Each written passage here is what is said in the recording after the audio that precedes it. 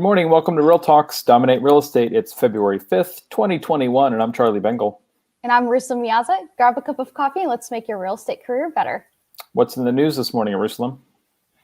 Since the pandemic began last spring, surveys by the National Association of Realtors of its members have consistently identified bidding wars, an uptick in first-time home buyers, and the increasing desire for the suburbs and vacation homes as the top housing trends. So first is buyer competition. As mortgage rates have dropped to record lows, home buying has surged, but the supply of homes for sale in the market is severely below buyer demand, which has resulted in fierce bidding wars for limited housing stock. Realtors participating in NAR's Realtors Confidence Index survey are reporting that there is an average of nearly 4 offers per sold property. First-time buyers increase. First-time buyers are being drawn to the market due to the lower mortgage rates. The share of first-time buyers was 33% in 2020, but there could have been even more. First-time buyers could have made a bigger entry with mortgage rates falling by nearly a percentage point in 2020, but rising prices made a home purchase less affordable, says a research economist from NAR.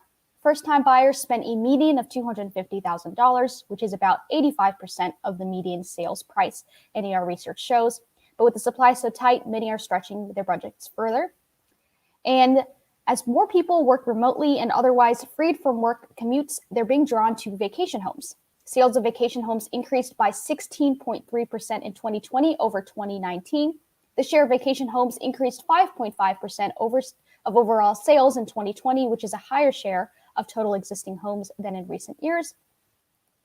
In other news, thanks to the higher costs of owning and maintaining an older home, some buyers may be able to afford more expensive mortgage payments if they can choose a newer home. A new study from the National Association of Home Builders shows the study finds that buyers could potentially spend 36% more on a newly built home compared with a home built before 1960 because of the lower operating and maintenance costs of buying new. Annual operating costs include maintenance, utilities, property taxes, and insurance. On average, the annual costs of operating a home amount to about 5% of the home's value. That rate, however, can be lower on newer homes, the study found. Homeowners of single-family homes built after 2010 spend about 3.2% of the home's value per year on operating costs. The operating cost of homes that were built before 1960 could exceed 6%, the study said. Since operating and maintenance costs per dollar value are lower for newer homes, owners of these properties can afford more expensive mortgage payments and still end up with identical overall homeownership costs compared to the owners of older homes, said researchers on the NAHB's Eye on Housing blog. Last but not least, it's not surprising that many Americans have received loans in the past year given record low interest rates, but research shows that credit unions tend to lend more than commercial banks during times of crisis. That's because their mission is to support Main Street, unions, and the local communities they serve. According to the industry trade group Credit Union National Association, or CUNA, credit unions continued to lend and even increased lending during the Great Recession and current pandemic crisis. By comparison, banks have tended to pull back or even reduce lending during crises.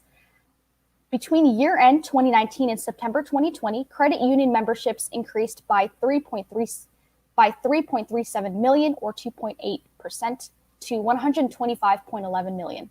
Loan portfolios at credit unions rose 6.6% in the 12 months ending September 2020, slightly above last year's annual rate of 6.5%. By comparison, banks saw 4.9% growth in loans. Because credit unions are not for-profit entities, they return earnings to members through lower loan rates than commercial banks, higher deposit rates, and lower and fewer fees. But that doesn't mean that credit unions regularly do more business than banks. During normal times, banks tend to lend more. Charlie, what's going on with rates? Thanks, Eyerusalem. The 30-year fixed rate is at 2.875%. The jumbo rate is 2.625%. FHA and VA are at 2.5%. These are purchase rates based on the Washington metropolitan market, brought to us by PNC Mortgage. Back over to you to discuss today's market. In the last week in Hampton Roads, we saw 586 new listings hit the market, 683 properties go pending, and 643 properties sold. In the last week in the Washington metro area, within 30 miles of the White House, we saw 862 new listings hit the market, 1,477 go pending, and 1,118 homes sold. Back over to Charlie with our special guest. Thanks again, Eyerusalem. It's my pleasure to welcome back to the show Coach Amy Lassig. Good morning, Amy. Good morning, Charlie. Good morning, everybody. Happy Friday. Today's discussion is one that you've heard probably every day for months.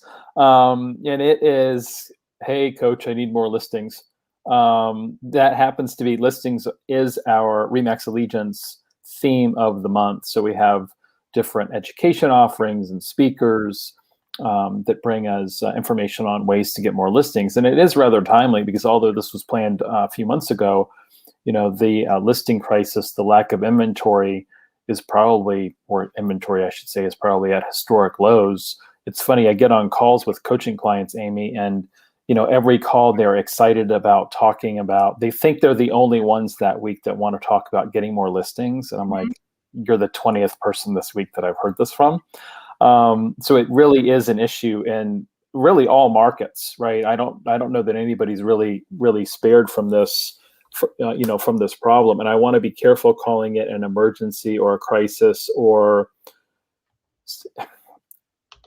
something else, making it dire, because then that scares potential sellers from actually listing. So you have this, you have this whole problem. You have people that are listening to the headlines. You have people that are just going online and they're really realizing, I can't find what I want. I was talking to a coaching client, I don't know, about an hour ago, and she's got 6 listings in the pipeline, but they're not budging, right? Mm-hmm. And they're not interested in a bridge loan. They're not interested in moving twice. We talked about, if it's your 10-year plan to move into your dream home, does it make sense to list your house? It sells, everything goes into storage, right? And this is, the movers are doing this, right? Mm-hmm. It's not you at the self-storage. Yeah. And then you're in temporary housing for 4, 5, 6 months. If that's the means to your 10-year, to the end of your 10-year plan, is the short-term pain worth the long-term gain? I think that we've got to start kind of, just kind of thinking about that. But anyway, because not everyone's going to get exactly what they want when they want it in this market. And there's some people that are just like, okay, I'm just going to stay put.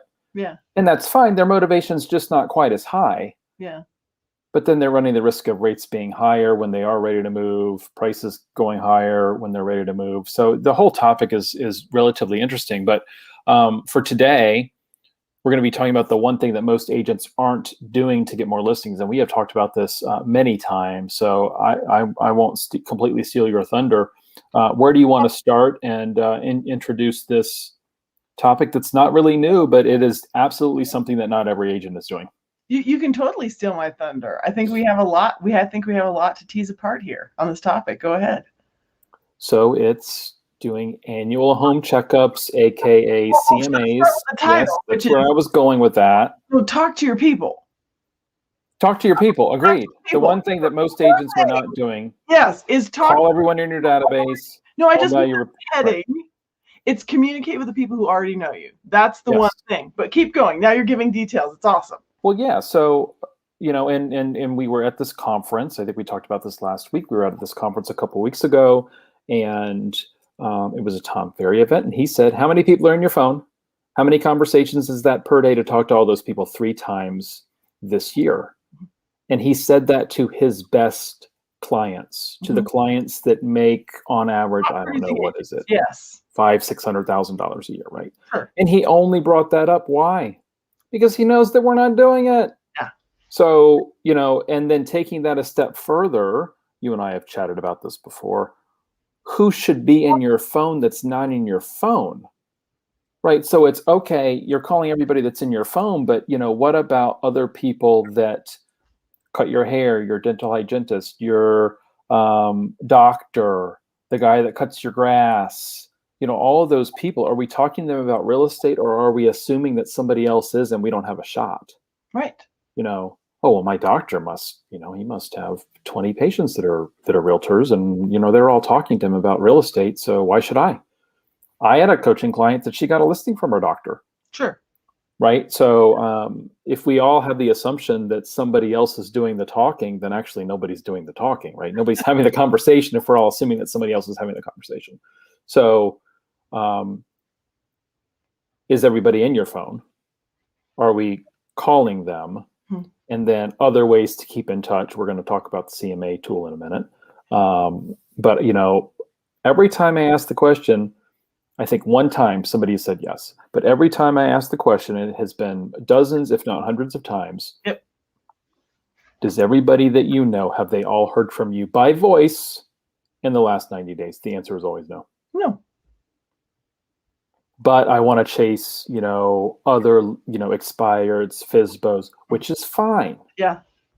But those are the types of people that are going to beat you up over commission. Mm-hmm. They're going to beat you up over price. Mm-hmm. They're going to say they're interviewing 10 agents, Mm-hmm. right? Where the people that already know you, like you, and trust you and have transacted from you or are referring you to someone, those people are less likely to fight you on price, fight you on commission, right? And interview other agents. Who would we rather work with? So you and I are not here to say that FSBOs and expireds are a bad idea. They're not. No. But let's start with the people that we know. Yeah. And I would even clarify, I appreciate what you said about grow your reach and reach out to the people that you don't think you can get. But I feel like that's even trying too hard, because there's hundreds of people in your phone that it would be easy to get, and you haven't called them either. So Right. Don't overthink whether or not you could land your doctor. Call everybody else a bare minimum, right? Yes. So I would say step one, call every single person you have a phone number for and say, this has been the craziest real estate market in anyone's, by any measure, right? No matter how long you've been in the business, this is unprecedented. The pace of the market, the demand for housing. And so I'm being proactive and I'm calling every single person I know to ask, have you had any thoughts of selling?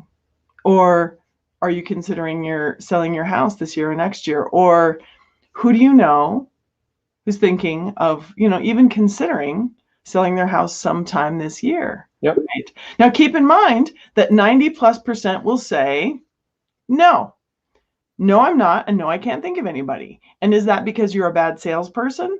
No, that's because that's the national move rate. Not everybody moves every year. We're not going for a percentage of all humans. Like they're all moving. Now we just got to convince them to choose us. Nope. Very few of them are going to move. So don't be put off. Like you talked to 12 people in a row and every single one of them said no. Right. Because 90% of all people you know aren't going to move this year. You are fishing for that less than 10%. Charlie, you and I both know when you look for a healthy farm, gosh, if you could find like 7.5% turnover, you'd be excited. Right. So when you Google it, like the national move rate is between 11 and 12%, but that includes tenants, that includes renters, right? So when we look at what is the sales rate of all homes, it's less than 10% of a neighborhood is going to sell. So first things first, don't be put off and don't feel the need to extend the close or try to talk them into it, right? They're not required to move. What you're doing is you're reaching out to these hundreds of people who already trust you and like you as a person, right? And you're planting a seed in their mind. So a month from now, when they're talking to somebody about the market and it comes up, you really are top of mind now for them to refer you. Whereas if you stay distant or they just see your stuff on social media once in a while, it's not as compelling as if they talk to you voice to voice. So I think it's absolutely vital that you call every single person that you have contact information for, give them this simple script that you're just being proactive to look for homes for the buyers that you have, because we all have more buyers than listings. Yep. That's the reason the market is this way, right? The millennials have moved out of their parents' basements and people have left huge cities to live in other more affordable places. And we have a housing shortage. We do, right? In most places. The places that aren't experiencing this, people aren't choosing to move there right now. So this is not pushy to just share this, right? So share it, plant the seed in their minds. So you're going to get a certain number of yeses, you're going to get a certain number of appointments, but more what you're doing is setting the filter in their mind to listen for you to get the referrals in the future. And what you've done is you've created an army of mouthpieces for you. Calling expireds, what are the chances that expired homeowner is going to then be your mouthpiece and start talking to other people. Right. And when their neighbor, like, I was talking to this random agent who called me. No, right? So your time is so valuable spent talking to the people you already know. So that's what I think is absolutely step one. And you address some of this, Charlie. I think you need to be prepared for the objection, which you mentioned, which is, I don't know where I would go. Like, I'm kind of interested, but if there's so few listings available, if I sell mine, where would I move? Right? So you may get some strong maybes. You may get some healthy maybes. You have to be prepared to handle that objection. So Charlie, do you want to talk about all the things that you could do to offer to handle that objection? Sure. So, yeah, Realtor Amy, if I could find a place to live, I'd list with you tomorrow, but I'm not seeing anything. Right. Well, first things first, I think that may be true. Like, I tried this for myself. I have considered moving for about 2 years in a row to be in a different part of town. And recently I decided, oh, what the heck, I'll do it. And I looked and really, I started liking my house better and better, based on what's available. And honestly, I'm one of the bad ones. If I bought another house, there's no way I'm selling this one. I'm keeping it. So I'm going to make the problem worse. Yeah. But I don't see anything that I like. And it's not just the price. Like, I kept upping the budget. And for a single woman, I shouldn't have to pay that much for a house. But I was willing to get what I want. And it just didn't exist. And I'm not motivated. So what we have to do is, first things first. And I had this conversation with a coaching client yesterday. She shared with me that she had basically talked somebody into this. And they're really unhappy. Like, she convinced them that it would work out. And so they went under contract and they really never found anything they wanted. And they had to just buy something that they weren't happy with, and they had to move, and they're really unhappy. So I told her, look for the more motivated people, first of all. It's a numbers game. Talk to hundreds of people. Don't talk to 3 and try to convince one of them that it will work out. So you address that too. Make sure that they're motivated, find out what their reason is for wanting to move, and make sure that it's a good idea for them. Then we have options to offer them. And you mentioned bridge loan. That's a way to do it. You could buy without, but that's buying without selling. Tell me how that helps. Well, you're able to, exactly. You move and then you can sell, and you're pretty confident that you're going to be able to sell quickly. So the bridge loan period is going to be pretty short is the idea. And the other way that you could do it, if in any way you didn't qualify for a bridge loan or weren't interested, is if you find something you want, go under contract. Yours is going to sell. Although I guess if technically you couldn't close, and we never say never to problems popping up. The other thing would be you can put contingencies in. And I've had people say, oh, that's too rough. Why would a buyer accept this? In my market, they would. So to put a contingency and just post it in the MLS and say, this seller will not accept an offer that does not have a contingency in it that protects the seller, that says until they find a house this doesn't close. And maybe you put a time limit on it, whatever. But there are buyers in my market that would take that. If they could be accepted, they would do it. You could do a lease back. You could say, I'm willing to close, and then I need so much time. We granted that to the seller of the house for my daughter. We gave them an entire month to live there after closing. Well, and you're pushing the closing date too. So you maybe closings in a couple months, and then you're doing, free rent backs are super popular right now, right? A free rent back of even a month or 2. So you end up having a pretty decent cushion, 4 months, 3 months. And if you live in a place with new construction, that's become almost the secret sauce among my cohorts at my brokerage. And we do have a lot of new construction here. In all fairness, the builders really can't keep up. So that's not an easy answer. It's not easy. And we were talking about it yesterday, and they're looking at a year build time.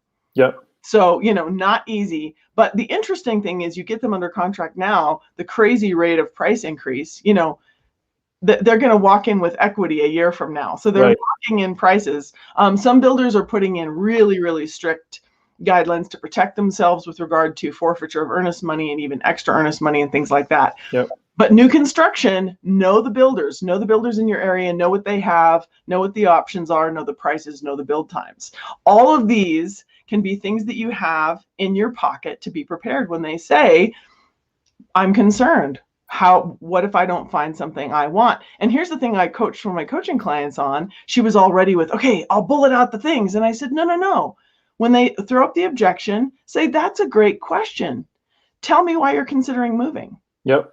Don't offer your solutions. The solutions don't matter if we don't truly understand why they're considering moving. Right. Right? You don't want to fire hose them with stuff that's not relevant to them if they're just sort of curious or just asking. So I want to say, don't be so quick to handle objections until you really know a person. Yeah, and the stronger the motivation is, the more likely they are to be accepting of some of our suggestions, right? If it's, well, if I find my dream house, we'll move, and if I don't, we won't.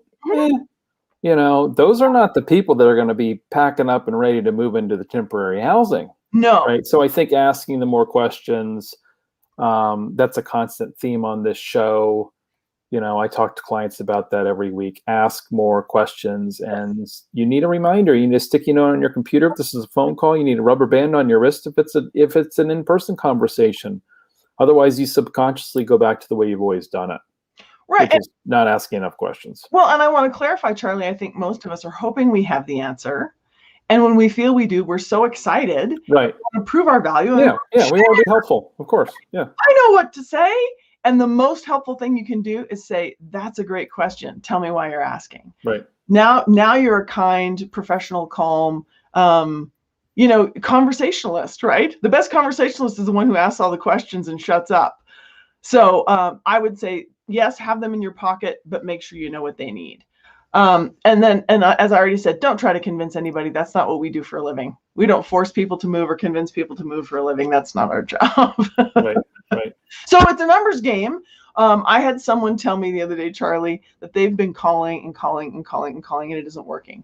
And in this case, it was circle dialing, but it's still a numbers conversation. So she said, I have been calling and calling, and I think of myself as good at this, and it's not working. I'm not converting. And I don't even know how many months this has been going on because she's relatively new to my schedule. Mm-hmm. And I finally asked, well, how many people total have you talked to?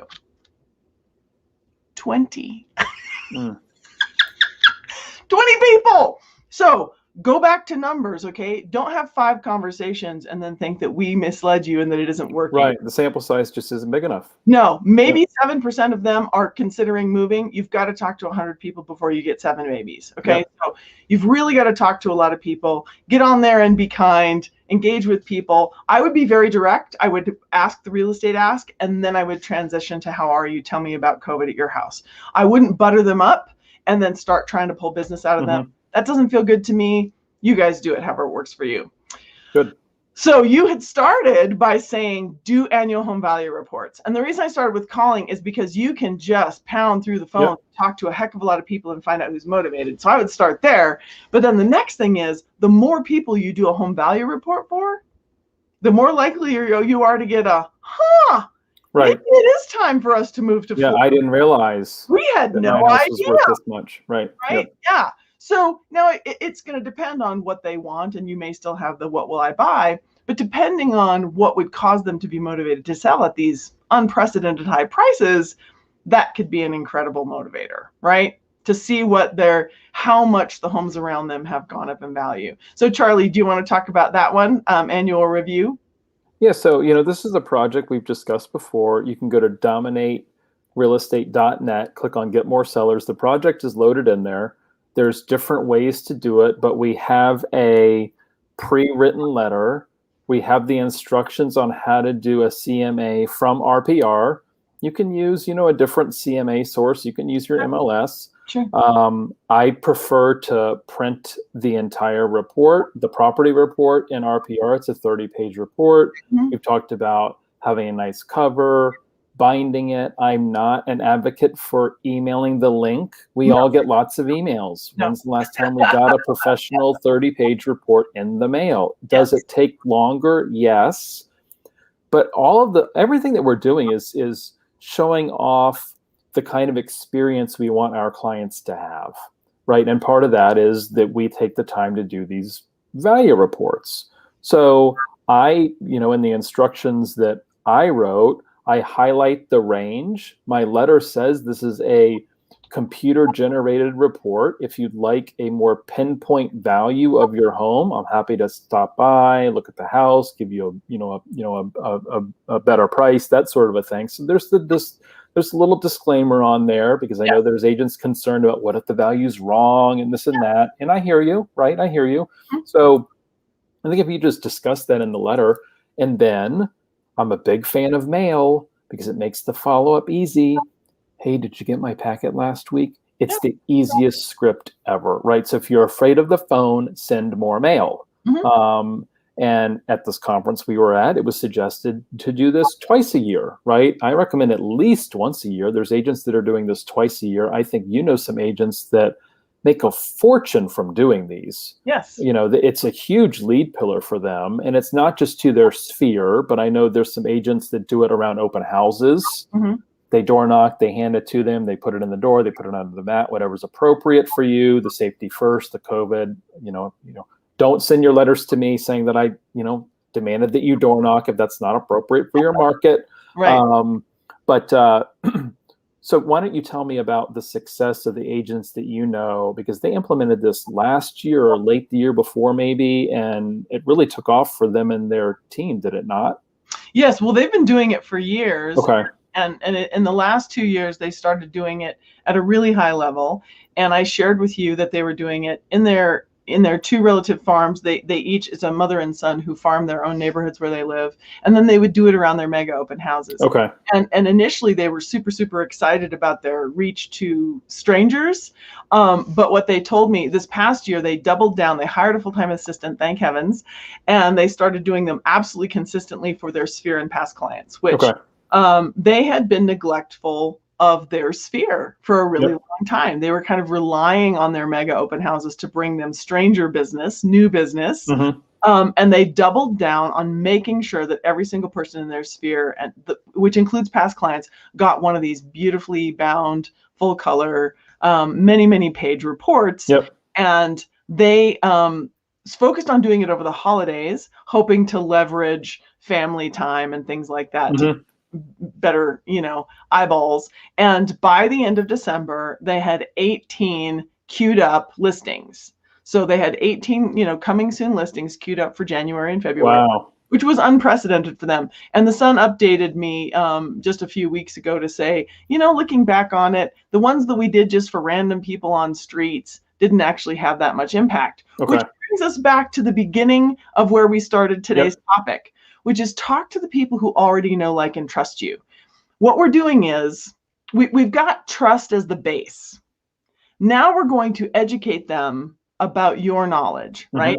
I've shared before my aha about how my sister isn't just a good agent, she's an extraordinary agent. And now that I've heard feedback from clients that I've referred to her about how incredible their service experience was, I trip over myself to refer her. And so as much as I knew she was good and I knew she was in real estate, I wasn't trying very hard to refer her. Your past clients know you're a realtor. Your friends know you're a realtor, but they may not know exactly what you know about the market. They may not know that you have something extraordinary to offer. When people say, do you know an agent? That they say, are you kidding me? You don't know Charlie Bengel? Right.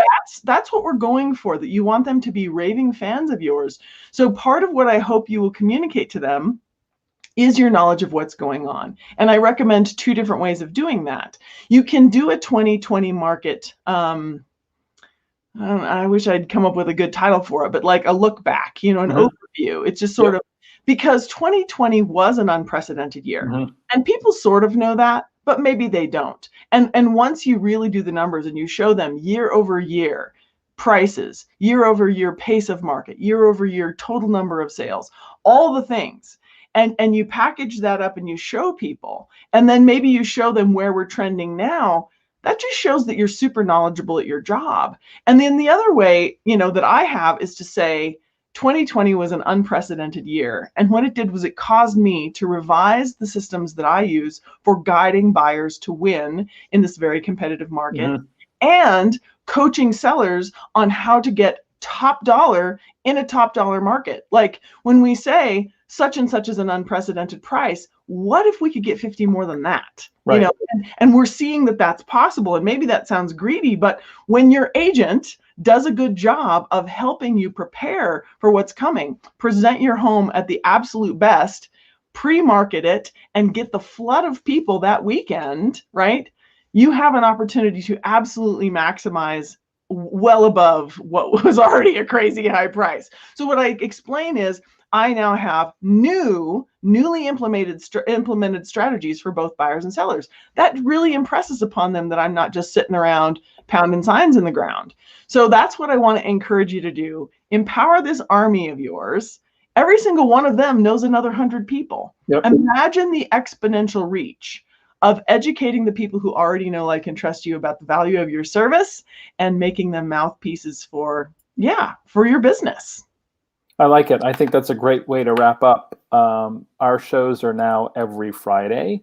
Next Friday, the 12th, we're going to continue our theme of getting more listings. And the topic next week is going to be creative ways to get more listings. So I'm looking forward to us discussing that next week. It's good to see you. Have a good weekend. Bye. Back over to Eyerusalem. Thank you so much for watching. And as always, we are here to make your real estate career better. Take care, everyone.